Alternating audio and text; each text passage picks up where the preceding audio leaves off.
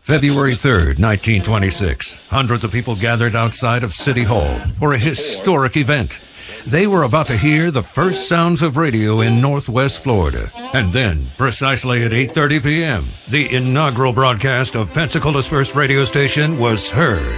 Now celebrating 98 years on the air, News Talk 1370 WCOA is live from the historic City Hall building where the first broadcast took place.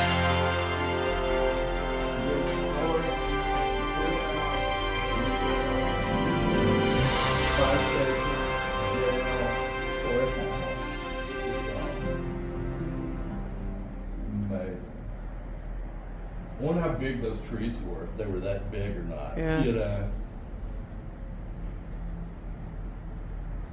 1908, when this building was constructed, Pensacola was booming. You had timber, you had the port, you had the rails, all fishing still going on. The city wanted to build a building to show the rest of the world just how prominent and how advanced and how successful we were. So the City Hall was built, a beautiful Spanish Revival building on this prominent corner. And at the same time that this was being built, as we were talking earlier, the first skyscraper in Florida was being built just across the tower. I mean, just think of all that was happening at the time, the energy.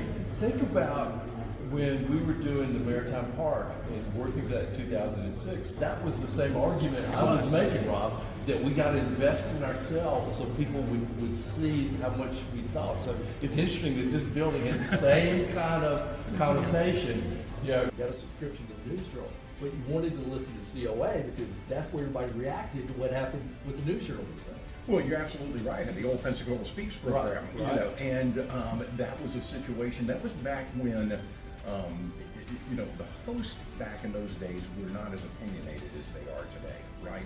And so the host would act more as a moderator, but people would call in and they would express their opinions on what was going on or whatever happened to be the news story.